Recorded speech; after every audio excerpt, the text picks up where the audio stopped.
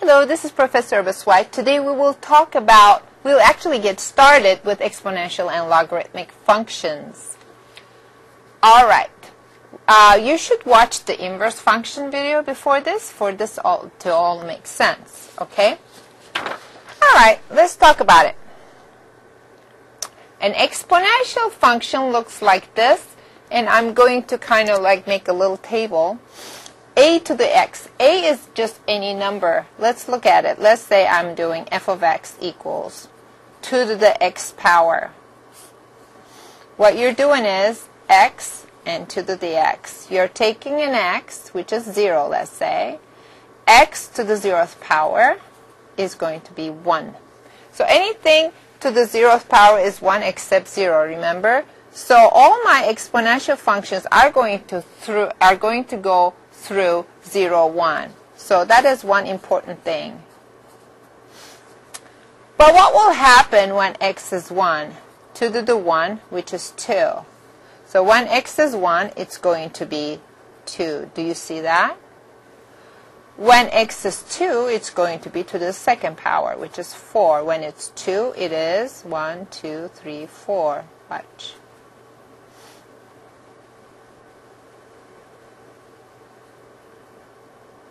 You see that? And when it is 3, 2 to the 3rd, which is 8. When it's 3, it's going to be 8. 1, 2, 3, 4, 5, 6, 7, 8. Like that. 1, 2, 3, 4, 5, 6, 7. Oops. I can't see my own handwriting. 1, 2, 4, 5, 6, 7, 8. There you go. Okay? So you just plot these points and you get an exponential curve. So it looks like this one is the picture of 2 to the x. What will happen when you're in the negative? Let's try -1. Watch, 2 to the -1, which is 1/2.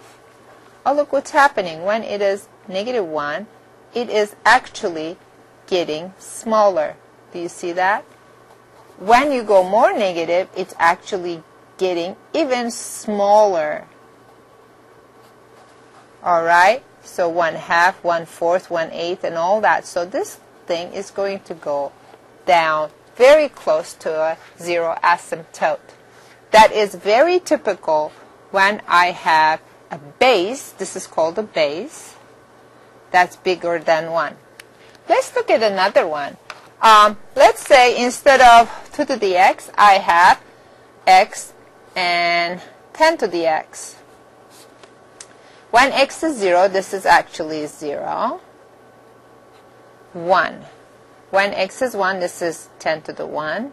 When it's 2, it's 10 to the 2nd. So it's going to get very, very big, very, very fast. Look, it's going to start with 1. And it's going to get big very, very fast. Are you with me? What will happen in the negative side? This is going to be 10 to the -1, which is 1/10. See what happened? So it got small very, very fast as well. It's kind of like pivoted like that, like a door around 0, 1. So, watch. So, when your base gets bigger, your exponential curve gets a little bit steeper, and this is the picture of 10 to the x versus picture of 2 to the x.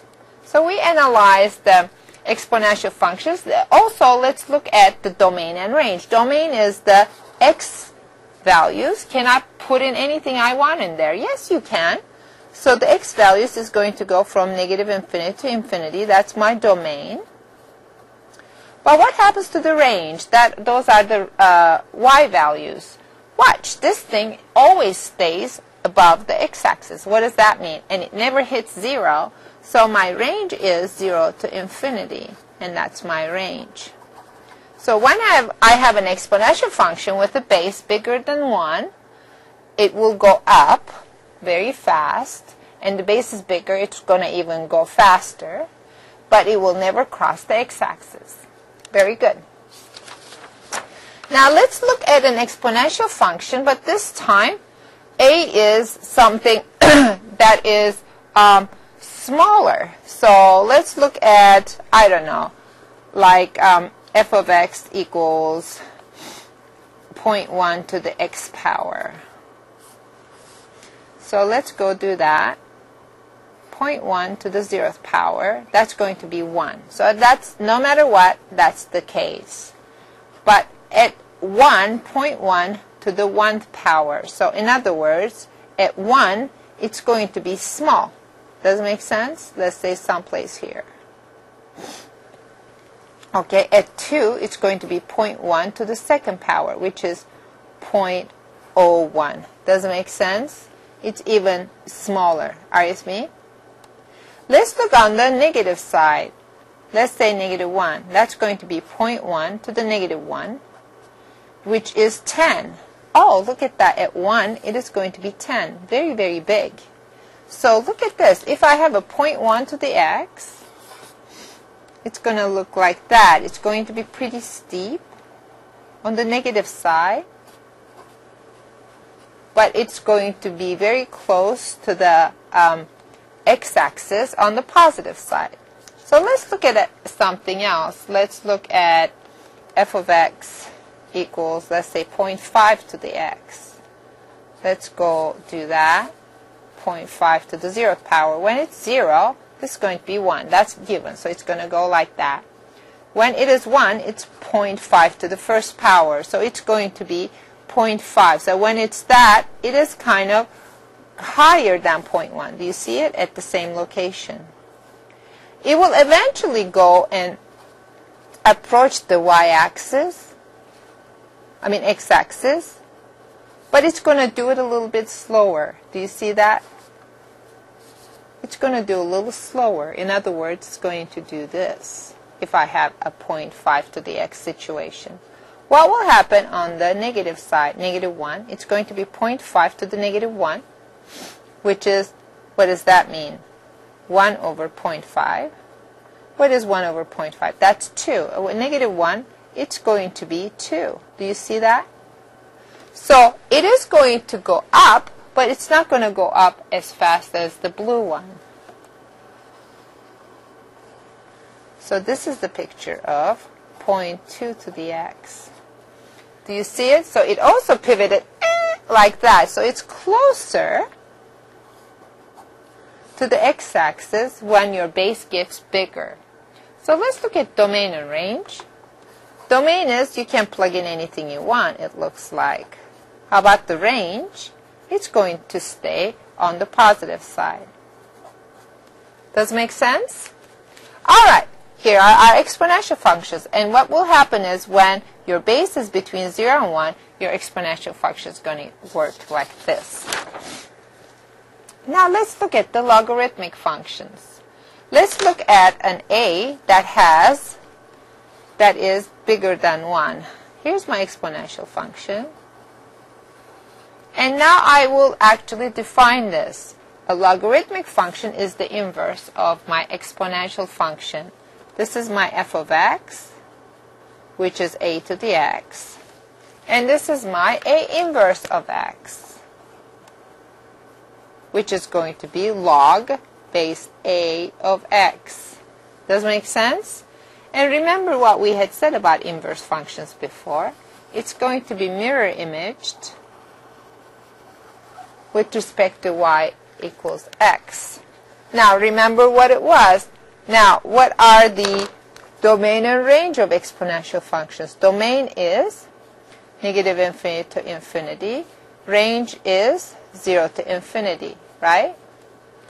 And I know that x and y are interchanged. Look at this one. The domain of the inverse is going to be positive side. And the range is going to go from all the way negative to positive. What does that tell you? You cannot take the logarithm of a negative number. And you cannot take logarithm of a 0. Okay? Very good. Actually, those logarithms are built into your calculator. When you push the logarithm, The one that's built on is base e, which is 2.7, and base 10, which is 10. Those are the most popular ones. To calculate logarithms of any other bases, you need to use change of base formula. But nevertheless, they will behave kind of similarly. Let's look at when a is between 0 and 1. Remember what your f of x looked like. Remember what it looked like? It was like that, and it was crossing at 1. This is the picture of f of x, and it's a to the x. Remember, I said the logarithm is inverse of your exponential function. Remember how it looks like. It's going to be mirror imaged. And what is going to happen? My horizontal asymptote is going to become vertical asymptote. And this piece is going to come down that way. Again, I cannot take logarithm of negative numbers, but it's going to behave a little differently. Remember how it was? So my previous logarithm was going this way, and this one is going that way. Okay, so remember that. You cannot take logarithms of negative numbers. All right, good. Okay, now what I'm going to look at certain popular logarithms. When I have a base 10, remember how I write the logarithm? Log base a of x. This is how you read it. Log base a of x. Okay? And what was a? A was either bigger than 1 or between 0 and 1. Now, if my base is 10, the log is not going to take that a. This is when a is 10.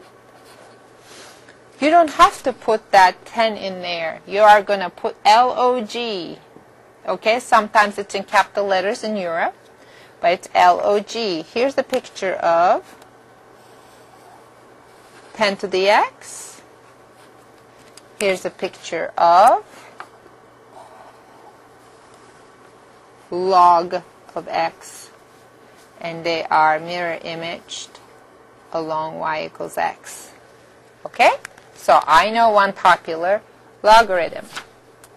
Now, that one, log, when you look at your calculator, it's going to show as log. And it is built into your calculator. You can push the button and push the number. It will take the log for you. All right. Here's another popular one. Base e. What the heck is e? E comes from the nature. A lot of people try to model behavior of nature, growth, and those kind of things, and they came up with this magic number. I want you to memorize at least maybe 2 digits, 2.718 or 3 digits, something like that, either 2.7 or 2.718.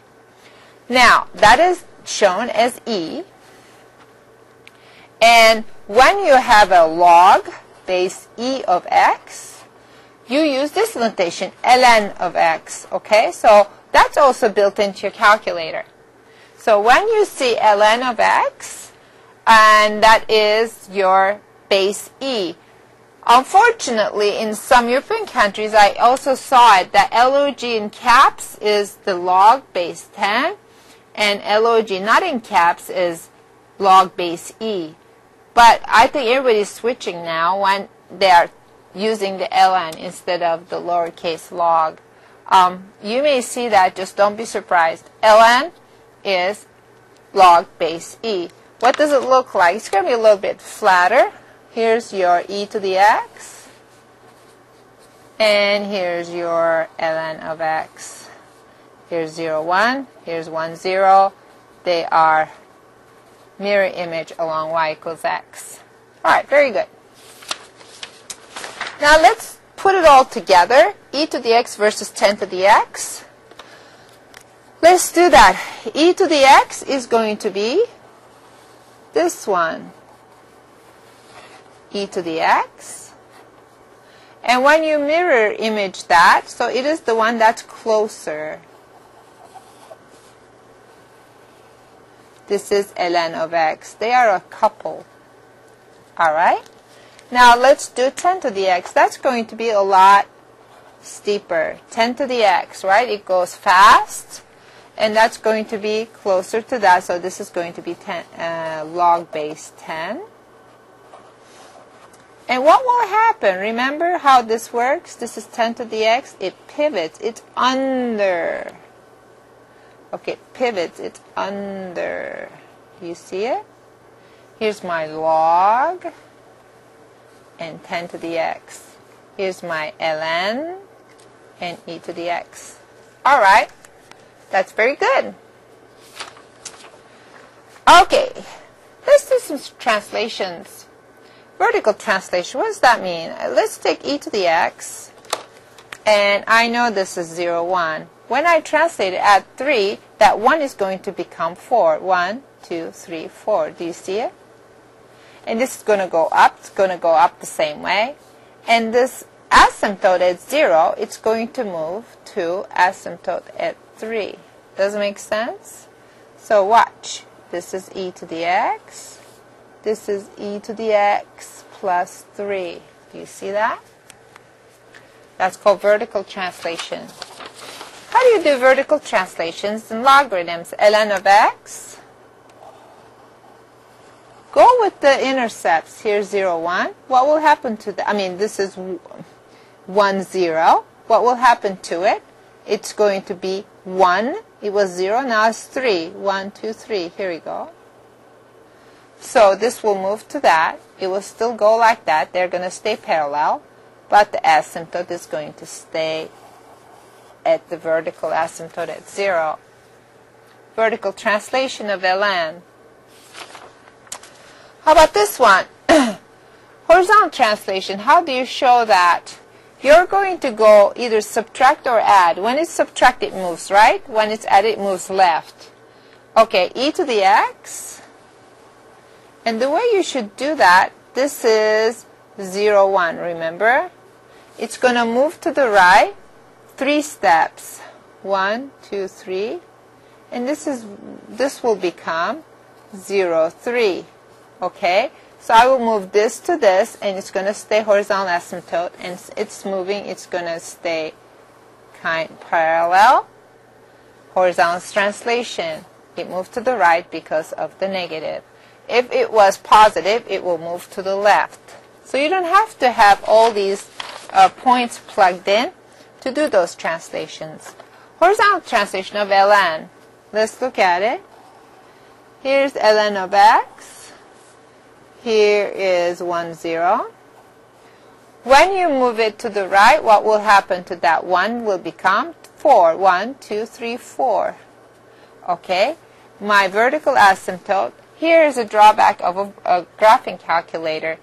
What does that mean? It stops in there? No, that's not what it means. It means just the pixels are too big for it to display.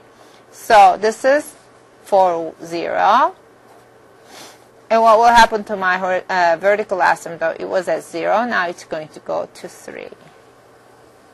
Actually, this thing is going to behave like this. Like this. Are you with me? Okay, very good. Reflections. What does that mean? Along the x-axis. Here's my e to the x. Reflection. That happens when you put a negative in front of your function, e to the x. And this is negative e to the x. Does it make sense? Reflection along the x-axis. How about reflection along the y-axis? Here we go. E to the x. Now instead of x, you're going to put a negative x. Negative e to the negative x. This is e to the x. This is e to the negative x. And that makes sense because when you put e to the negative x, it's 1 over e to the x, and 1 over e is less than 1. And that's an exponential that goes that way. All right, let's talk about stretching. ln of x. Here's my ln of x. All right. when you multiply 0 by 0, you're going to get 0. But when you multiply anything else by 5, this is going to be 5 times bigger. So do you see this? This is ln of x. And this is 5 times ln of x. But it did like stretch over like that vertically. Okay, let's put it all together. What's that mean? Let's take my e to the x. And let's do all this to it. What does that mean? Oh my God. All right. What this will do is it's going to move it to the left one point. So it's going to move like that. All right.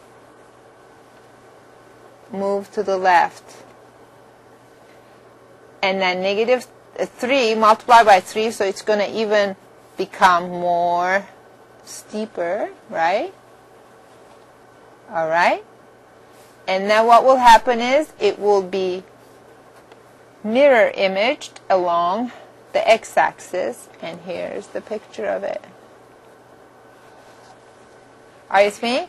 So horizontal, steeper, reflected.